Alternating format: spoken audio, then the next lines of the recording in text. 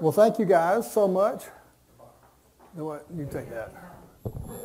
Can you hear me okay with this lapel mic? Well, first of all, I was trying to get to Alaska today too, so I wouldn't have to do this tonight, but my flight got canceled, so here I am. We're going to do it. And also, I'm not a railroad photographer. The original photographer that's going to be here tonight is an actual railroad photographer, I understand. I do all kinds of stuff, a lot of corporate photography, a lot of scenics. Used to do weddings, but that got too much of a pain, you know, so. But I just shoot a lot of stuff. So I agreed with Mary that I would try to pull something together tonight dealing with railroads and photography, because I've been around railroads most all my life. My father worked on the railroad down in South Carolina. He was a track foreman. And so I grew up in a railroad family, and I actually worked on the railroad myself some. You'll see a little bit of that here. So I said, okay, railroads and photography. I also wanted to do something about photography to help you maybe make better pictures with your cameras.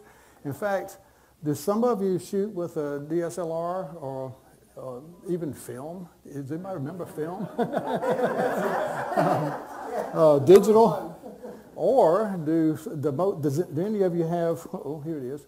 I don't want to knock the mic off there. We all carry these cameras around with us. So I want to talk about these a little bit too, and how you can get a couple basic things on how you can get some better photography with your cell phone camera. Actually, your little computer that has a telephone app in it is what it is. But anyway, does anybody recognize this picture up here? From right here in the depot, around the corner there. Is in there. So I got a couple goals tonight. One goal is to take better photographs with a bit more understanding of some basic photographic techniques. I'm going to kind of hit lightly on a couple things there. Also a little Saluda Railroad history, just for fun. And if you're not careful, you might learn something new. So we got to be careful tonight. And enjoy and possibly critique some local Saluda, I call a railroad town, photography. Some stuff I've done around here. So tonight's train tale agenda, just some basic photographic techniques using a DSLR camera, which, did anybody say they use one of these? So I'm going to have to slide with film. The challenge, of course I grew up shooting film, but the challenge with film is you don't know what you got until you get it processed and get it back. And you can look at all your metering and all your settings. In your head you say, okay, I know how this should look. But until you get it back, you don't know exactly what you got. Here, I can look at, that's not what I want. Let's shoot again. That's better. Let's shoot again. And you get it like you want it, you know. So I love that. It's so much easier. But also, the cell phone camera that we all have. Does anybody not have a cell phone camera? Don't answer if you don't. And then also, I wanted to show you some examples of railroad and Saluda-related photography. So, yes. That's a good question. It stands for digital single lens reflex. Back in the day, these were all SLRs, single lens reflex, and it just means how the light goes into the lens and goes through a prism up here and comes out. So it's a single lens and it reflects through a prism to the viewfinder, so you see exactly what you're shooting. There's no offset or anything like that. Then it went digital, so they added the D to it to go digital SLR.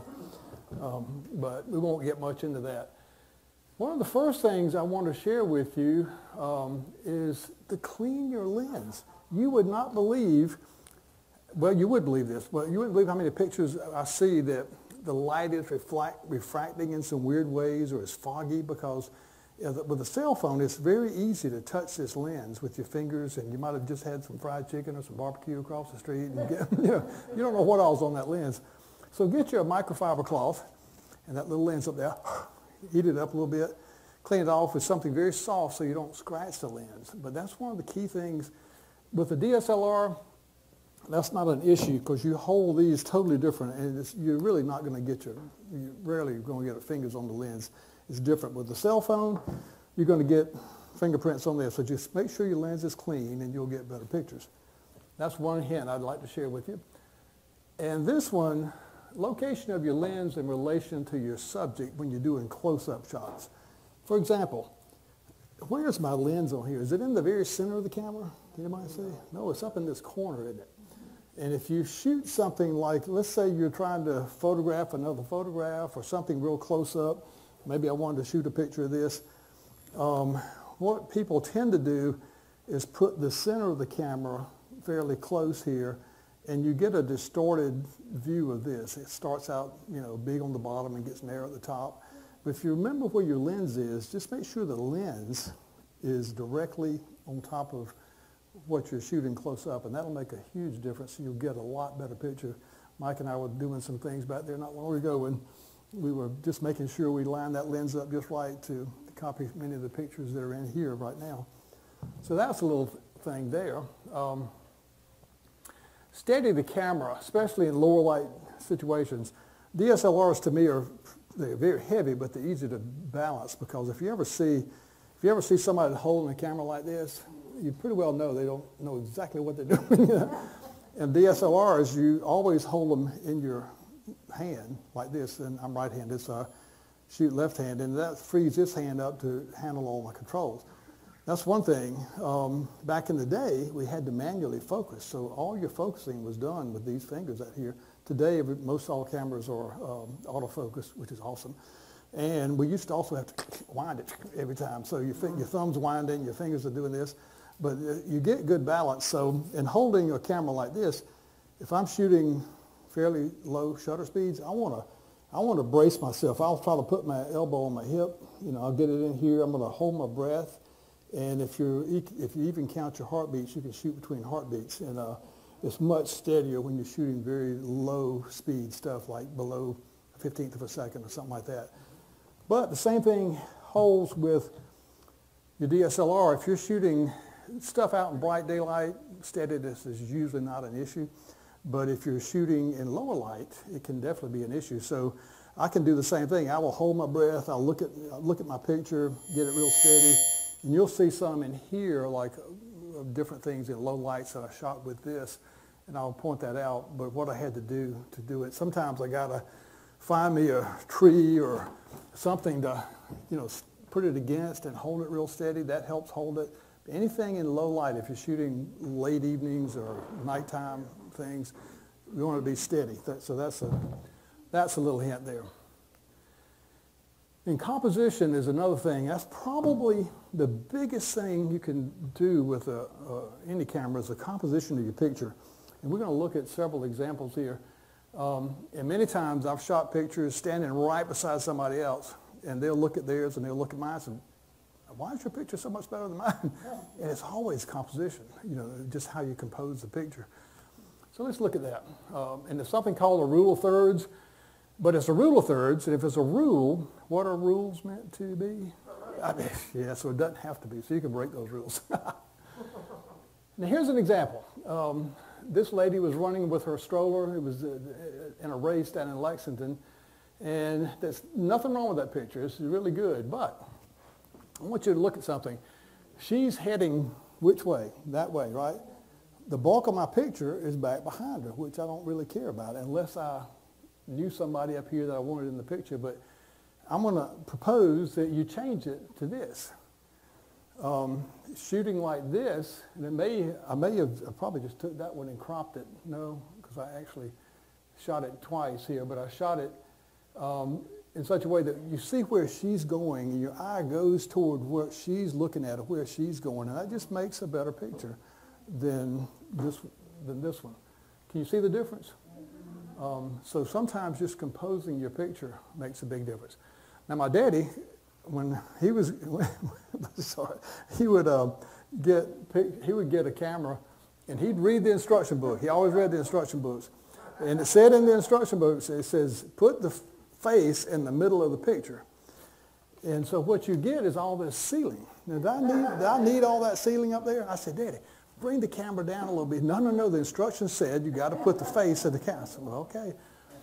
So I don't need that ceiling or that sky unless the sky is the subject. So in this case, I just cropped some of that out. But can you gain this back down here?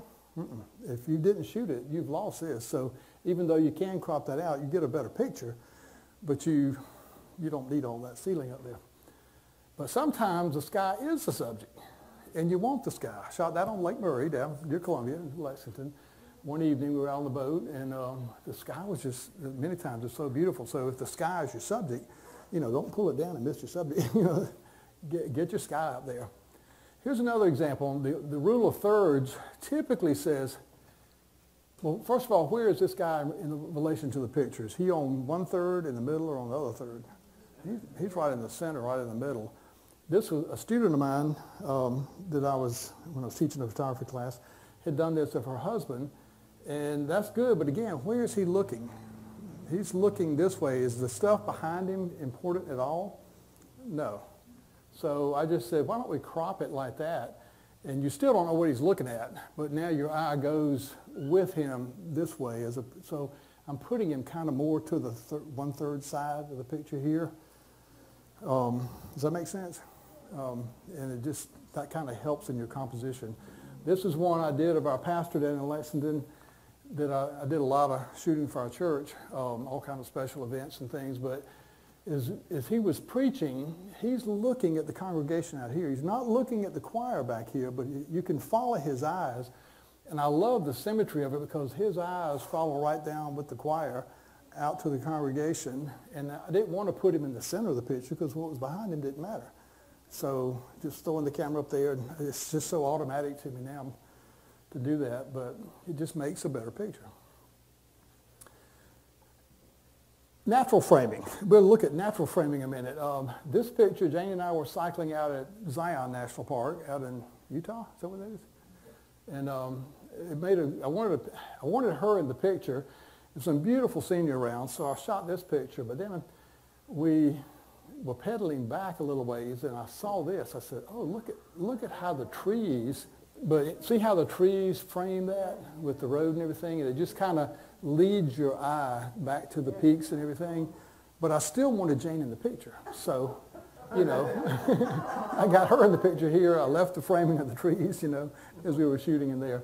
And there's nothing wrong with any of the pictures. They all are good, but when you frame it with natural framing, sometimes that can be handy. Another thing. I highly recommend Zion National Park. If you love cycling, Did you ride your bikes on Angels Landing? No, barely hike Angels Landing. Too many people die out there just hiking.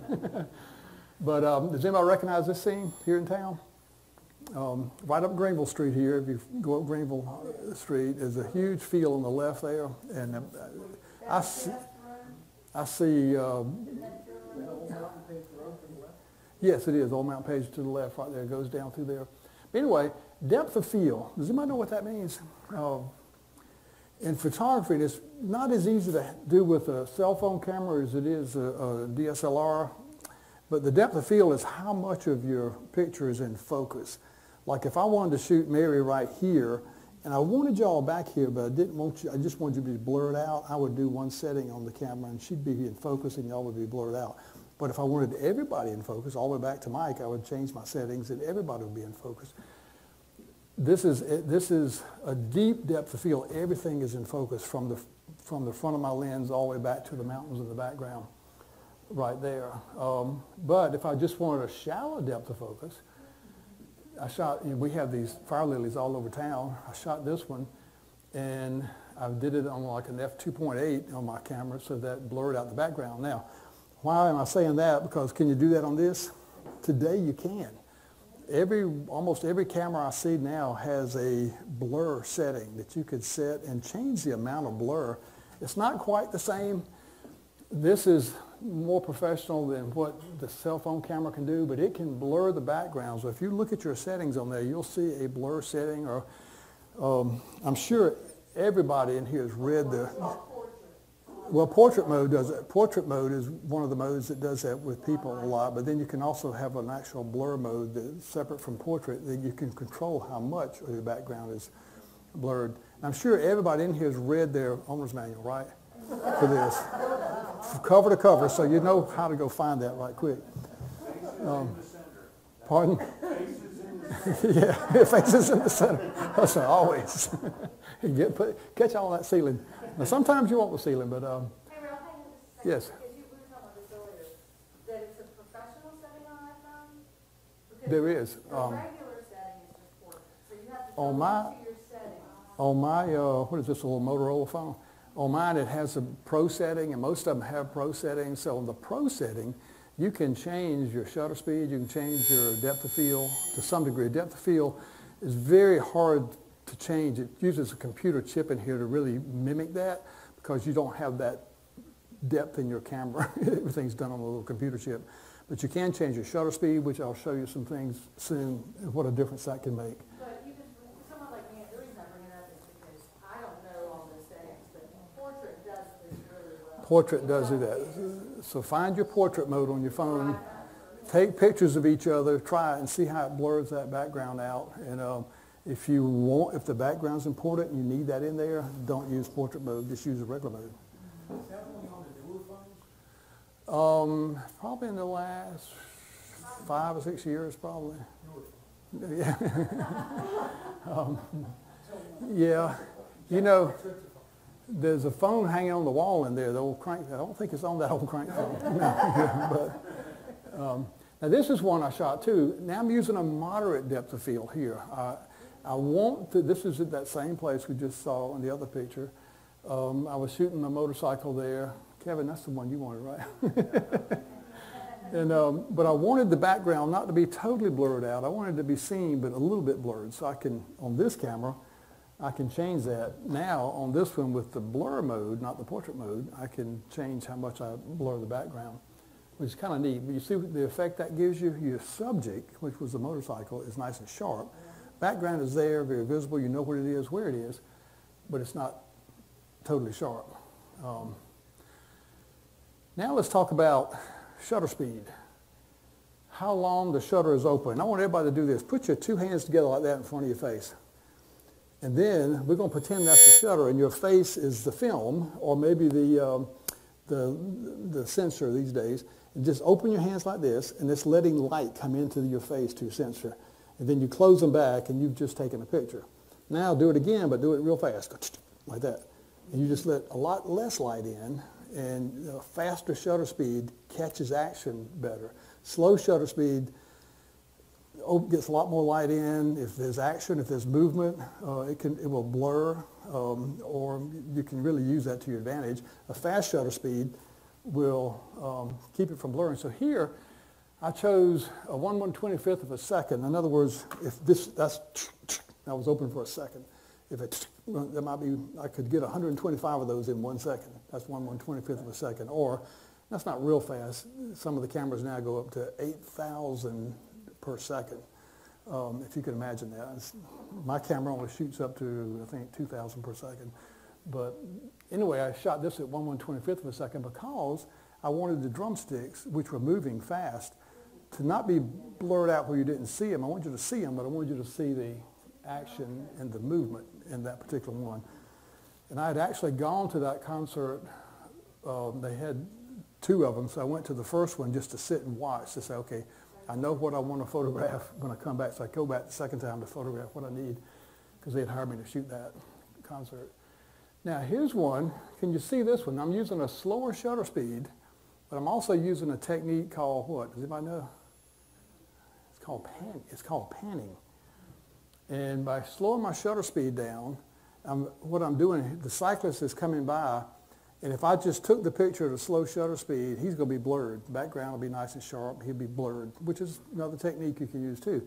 But if he's going by and I'm following him like this and take the picture, and you follow through, you don't just take it and stop, you just follow, take it and just follow through with him, you'll get an action like this where he's sharp, but you don't see any spokes, do you? His spokes have disappeared. He's sharp. This is downtown Chicago, and he's in the background blurs, so it shows that action. You can feel the action in there. You know it's not still. Here's another one, a moderate shutter speed. My son used to fly, that's him flying that Black Hawk. He had just dropped a bunch of Army guys off. This was down at Fort Jackson in Columbia. It was a situation where they were role playing, but they were under fire. So the Black Hawks came in, landed. The soldiers ran out real quick. They set up a perimeter on the ground.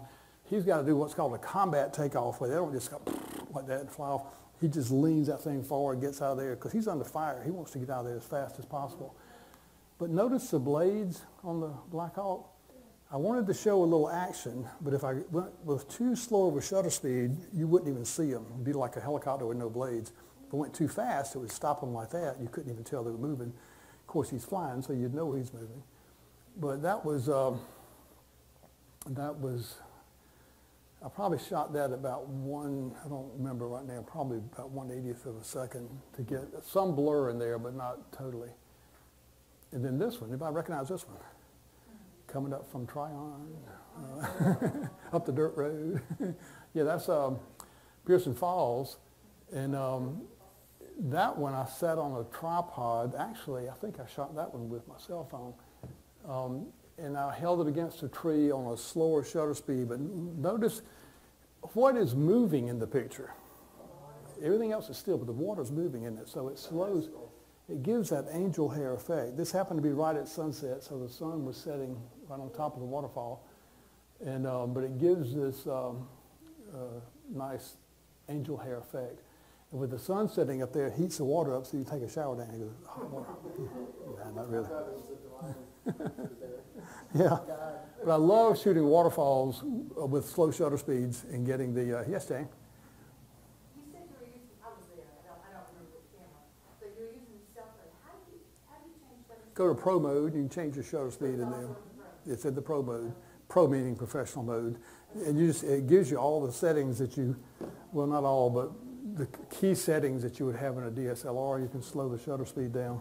Okay, now here's one shot with, this is my son again, the same guy flying the Black Hawk. He's riding a motorcycle now. And can you tell whether I shot that with a fast shutter speed or a slow shutter speed as you look at it? Fast. What are the clues that give you that idea? You can see the spokes, they're standing. Well, maybe he's just standing still. Maybe he's not even moving. There's no kickstand down, his foot's not down, so I'm assuming he's moving, but yet I shot it with a real fast shutter speed, probably 1/250th of a second, and it caught him like that. Now, on the other hand, I shot the exact same scene with a slow shutter speed, probably a 60th of a second, if I remember correctly, but again, I'm panning with him, so as he goes by, I'm just moving the camera, I take it as he goes by, and you notice the difference. You see the background blurred, which over there is straight, it's nice and sharp. You just see kind of the blur where the spokes are, and it just again gives you that action feeling as you see the picture. You know he's moving. The other one, I think he's moving. I'm not 100% sure. Oh yeah, no kickstand. He's probably moving. You know, so it's a little bit different there. Now let's look at some based on what we just learned. Did anybody learn anything? Was that helpful at all? Good. Based on what we just learned, let's look at some railroad-related photography, I call it. And we're going to look at several things here related to railroads, because I don't go shoot a lot of trains. I'm not around a lot of trains like a professional railroad photographer would be, but I've been around some, so I do shoot some, and other things too. But locomotives, we want to look at something called the Saluda grade.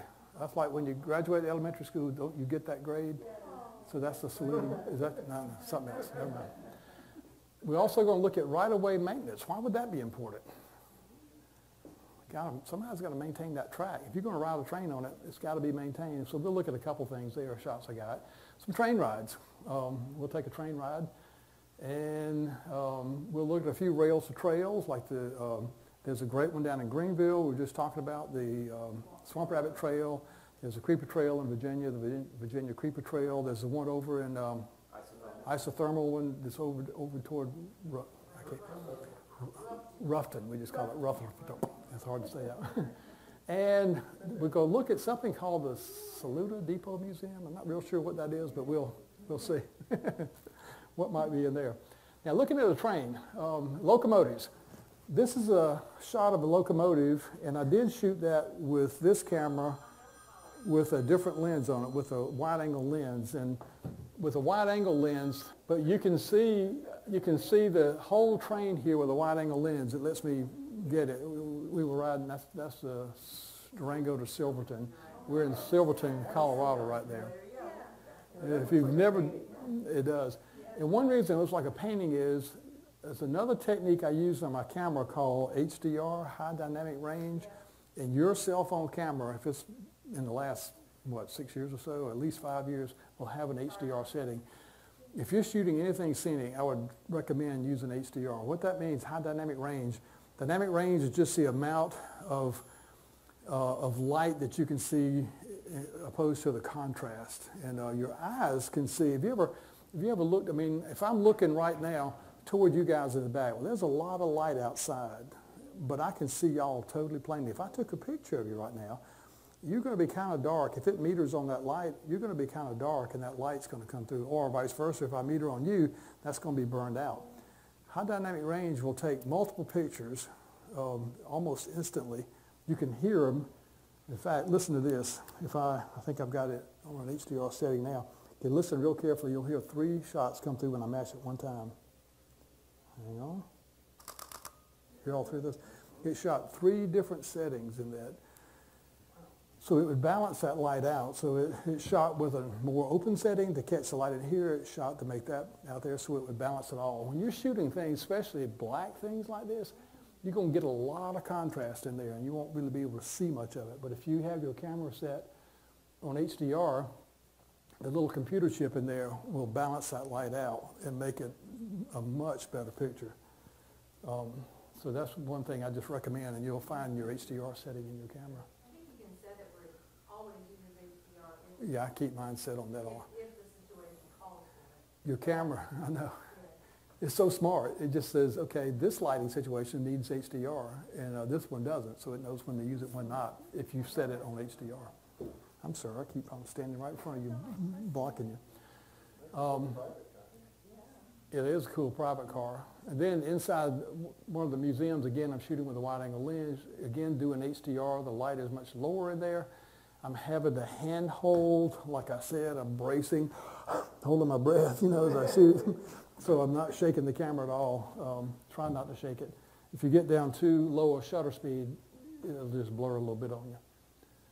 And then inside that same engine, I was able to go inside, and I had never been inside a steam engine before to see where the fireman shovels the fire in the firebox. He steps on the pedal, and these things, kind of like your hands did a while ago, they just, and he throws coal in there. And but again, I had to use a wide-angle lens and HDR to get the whole thing, because I didn't have much room. I mean, I'm backed up to the wall like this, and it's right there in front of me, so I'm shooting with a wide. And your cell phones, most of them today, if you look at it, and it's got, I see 3 lenses on here. If yours has more than 1 lens, you've got a wide-angle setting on yours too, and probably a telephoto setting, so you can switch to those to shoot wide-angle like that. Let's see. Or sometimes I'm just shooting close up. Can you tell? That's a black subject. Can you tell if I used HDR or not? I definitely did, because you can see the detail in the shadows. Without HDR, the contrast is going to be too high. You won't see that. Anybody recognize this train? Almost looks like the one in there, doesn't it? But this is the one. Shoot, what's that, James? No, that we ride up out of Bryson City. The what? Smoky Mountain Railroad, yeah. And this was one of the hardest shots to get. I waited to get that shot, because when it stops up at Nantahala where it was stopped, I wanted to get this shot. Well, there's like 100 people around that engine. Everybody wants to get that shot.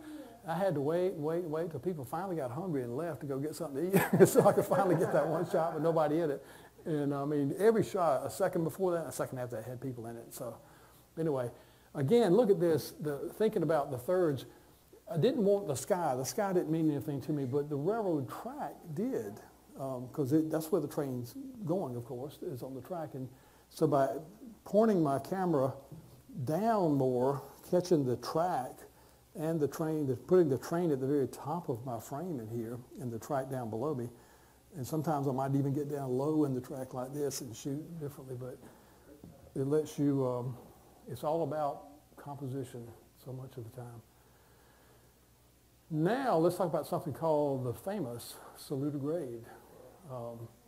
Anybody ever heard of the Saluda grade? And this is funny. When we were out in Colorado riding the Durango to Silverton, there was this conductor in there. He was in his probably mid-80s, and he was very talkative, going through, taking people's tickets, where you from, talking to people. And he gets to being Jane, and he says, now, where y'all from? We said, Saluda, North Carolina. He just, the Saluda grade? And I said, wait a minute, you're in Colorado. Do you know about the Saluda grade? He said, everybody in railroad knows about the Saluda grade. He said, it's on my bucket list to go see. And he said, I'm in my mid-80s. I got to get out there to see it. I said, well, come by the museum when you do. And, but it is famous because it is the steepest mainline standard gauge railroad in the entire United States.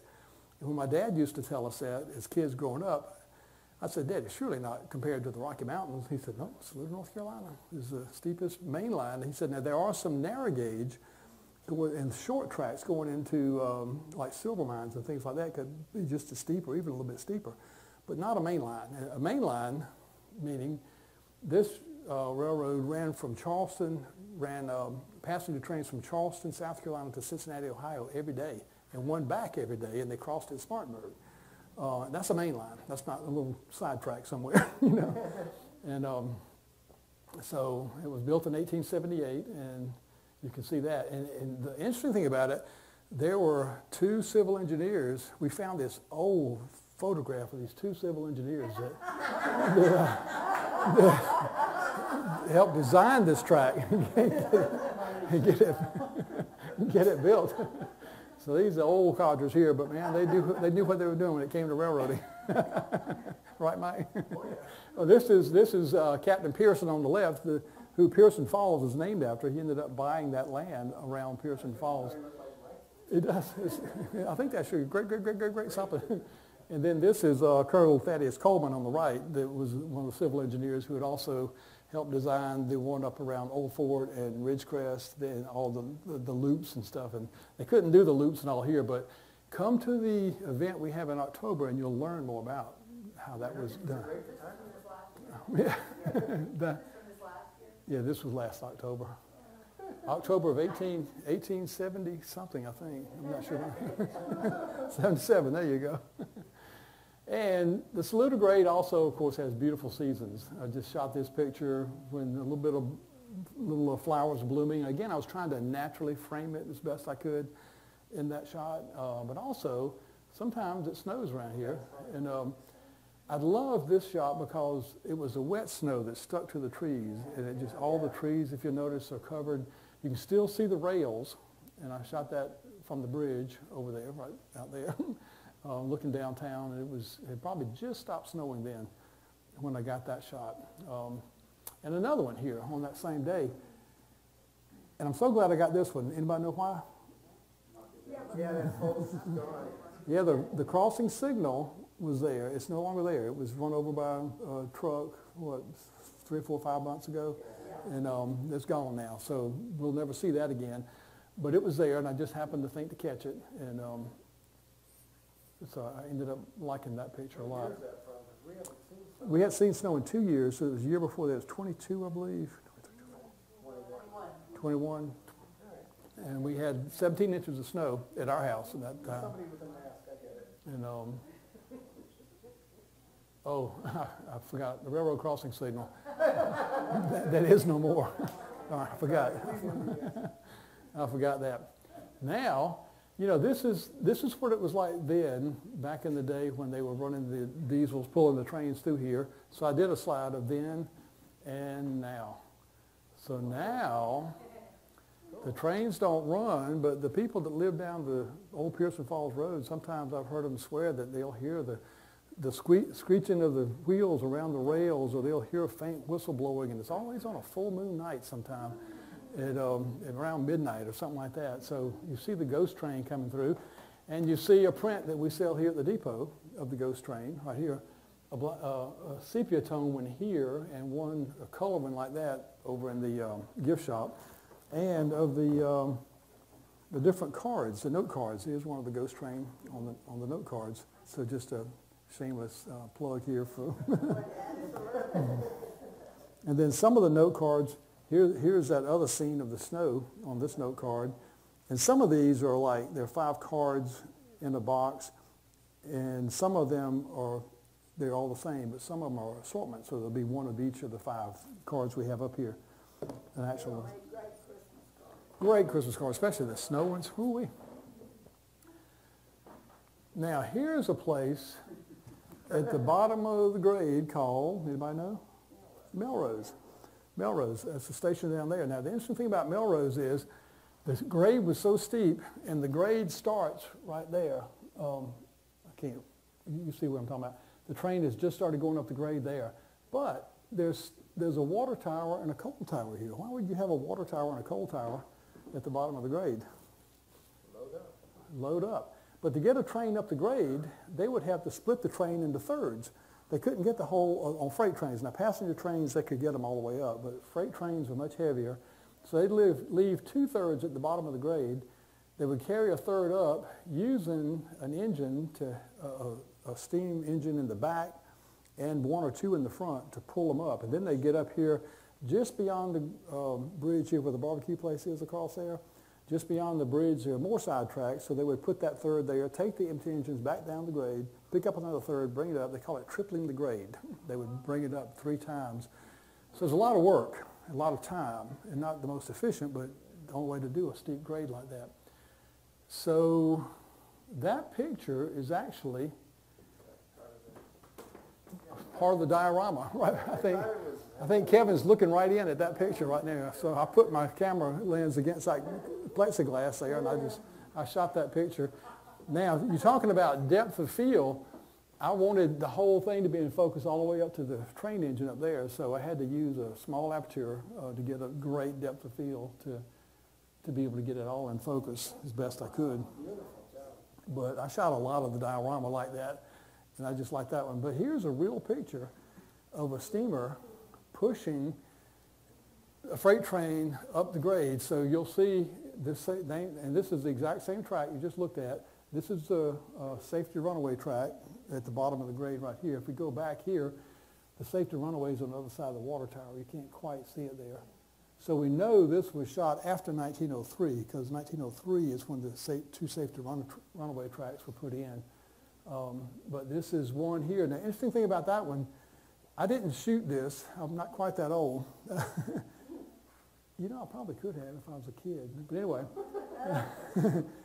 it says Photomine colorized by Ralph Mayer. It was a black and white picture, and it's in here somewhere on the wall. And we got some of these, but there's an app out there now we just discovered 6 months ago called Photomine. It's photo, P-H-O-T-O, and mine is M-Y-N-E, and it's all one word. But you can copy pictures, slides, negatives, all kind of things, and you can colorize them if they're black and white. So I just hit the colorize button, the computer looks at it, and it says, in about 10 seconds it pops up in color. So that was black and white, and now it's color.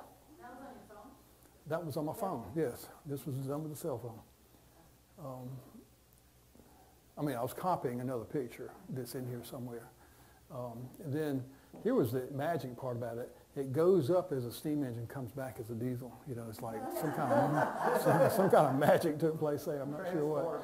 Now he's coming down the grade, and if you look right in front of the engine, off to his right is the runaway track, the safety runaway track. And of course, it always stayed switched to the runaway track unless he was under control, and he would signal the switchman that he was under control, and he would switch it to the main line, let him go on down. But that's a whole nother story. Come to the depot sometime, we'll tell you all about it, how that works. Now we're going to look at a little bit of right-of-way maintenance. Does anybody recognize that scene? That is from a model we have in there, but it's a couple things about it. It says Pace's Gap. I thought this was Saluda. What's that about? Yeah, it was Pace's Gap until when? 1881 is when they changed it to Saluda. So it was just a crossroads, a drover's paths where they would drive cattle and pigs and turkeys down the mountain until they got the railroad in here. The other thing it says, this was Southern Railway, later became Norfolk Southern, but it says, welcome to S&A Railway. What does that mean? Spartanburg and Asheville. It started out as a Spartanburg and Asheville railroad and came here. So I just, again, with the camera, I did a close-up of one of the models in there. You know, just trying to. That guy laying down on the track. He was tired. You know, he's taking a break. Is that Monty or Rick? And here's another thing, too. This was actually the July 4th, representing July 4th of 1878 when they first brought the first train up here. And they were still, you know, it took them, what, another year to build it on to Hendersonville. And so it stopped here for a while. But it was convict labor building it. And in September, the speaker here is going to be the mayor of Marion, who has written all kind of things and videoed all kind of things about the convict labor that built the track. So be sure and come back and visit with him too when he talks here in September, I believe.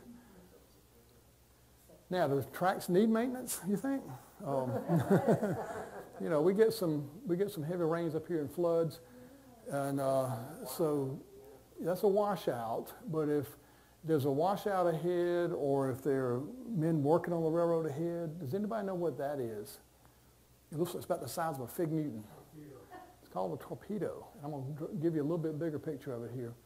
But it's got lead straps that wrap around the rail, and my daddy used to use them all the time.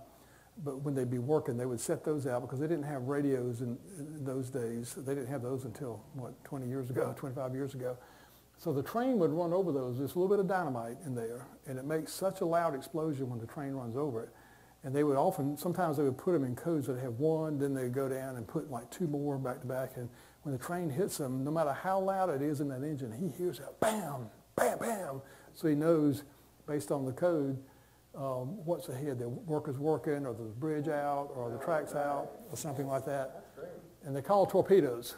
And that's, I think they still use them, but I'm not 100% sure because they use radios all the time, but they must have a backup in case the radio's batteries die or something. Anyway. So it's just they run over in the compression? The compression when the train hits it. Kind of like smashing a penny. If you put it on the track, if you put one of those on the track, it makes a loud kaboom. And the engineer can hear it. Now, I don't know if you recognize that fellow inside, but that's yours truly, using a piece of equipment. You remember seeing all those men working on the track back there? Like, there'll be a dozen or even 20 men lining track, making the track level and everything. But now, they have machines. That's me running one of them, and those machines are so amazing. This is a newer version of that same machine. But it goes in and lines track, and I used to work in a contract division with this company out of Columbia for smaller railroads that couldn't afford to buy these machines. My machine weighed 16 tons. This one's probably 20 tons here. But big railroads like Norfolk Southern and CSX, they'll buy these because they use them all the time. But a small railroad that only owns maybe 20 miles of track into a mine or something, they would contract for us to come rebuild their track. When I say rebuild, it could be behind a flood, like you saw that other one dangling in the air. It could be like that, or many times the track just gets so rough. You look at it, and it's like this, and it's out of line, and a train that wants to do 30 miles an hour on it, or 40, can't do but 5 because the track is just like this. You look behind my machine, man, that track is smooth as it could be. But what this thing does is so cool. It's got claws right here. It'll grab that rail, pick that rail up off the rail bed, including the cross ties. They'll all come up. They pick it up.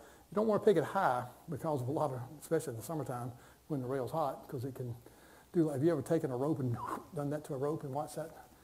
A rail can do that too if you're not careful. It can kill people when it does it.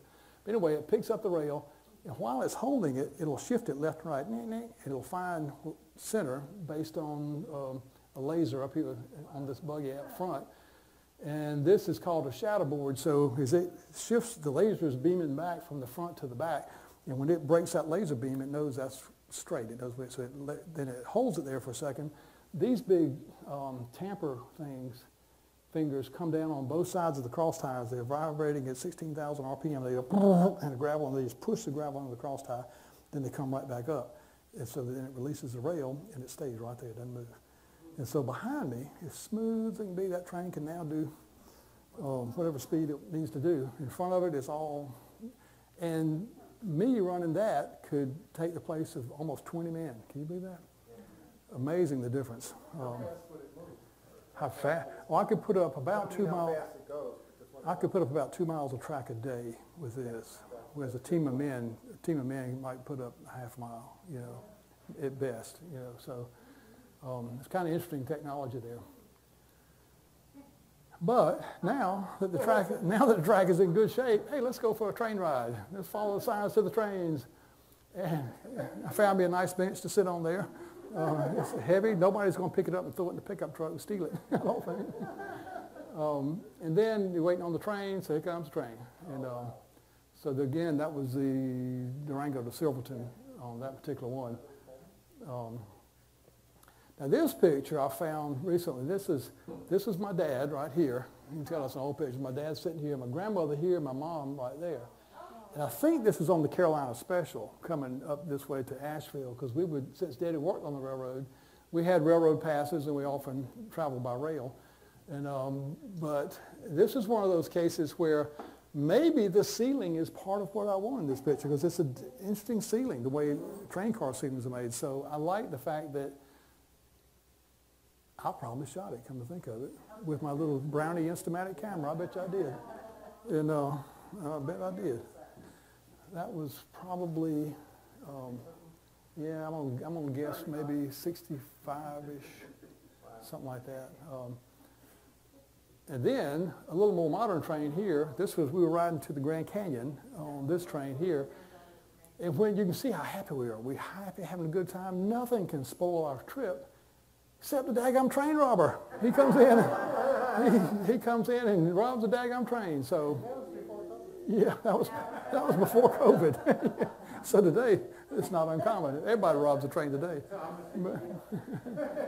And then, again, just looking at our photograph, this is the one out of Bryson City. Which one is it? What's it called again? Great Smoky Mountain Railroad, yeah. But again, look at it. I'm trying to do it's just natural, the rule of thirds again. That my train is curving. I'm waiting until he's curving so I can see him out the window, going around the curve. I wanted something like the river. Sometimes it's just woods, but the river is in there, but the train's on the left. So again, the composition ends up being a good part of the picture. Same thing with the depot in Durango. It's just a beautiful depot and a beautiful place. So if you're ever out that way, go ride it. And this is the car we actually rode in. It's from the late 1800s, I think.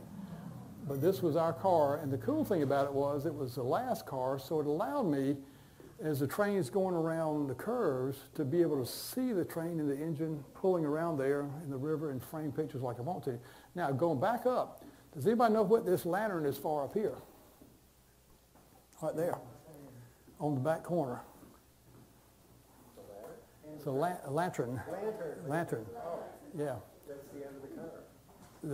You would think that's the end of the car, and it is, but it also was a place, this was a rainy day, I could put my camera under the lantern and keep the rain off of it while I was shooting. So I think that was the real reason for it, wasn't it? They put it in there for me.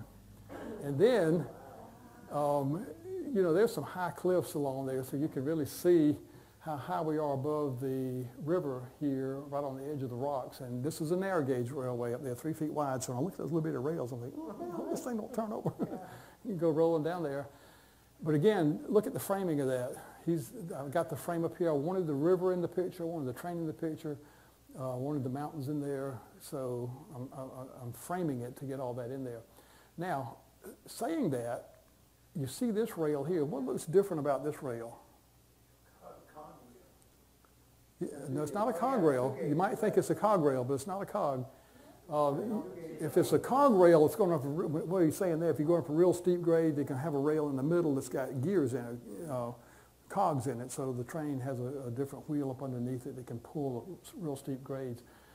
But this one, you'll find these on bridges and where there are cliffs off the side, because if the train jumps the track and this wheel comes off, it's made to catch this rail here and keep it from tumbling on over.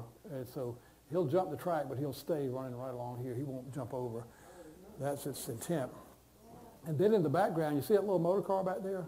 He would follow 300 or 400 yards behind us. And I asked the guy, I said, what's that guy doing back there following us all the way?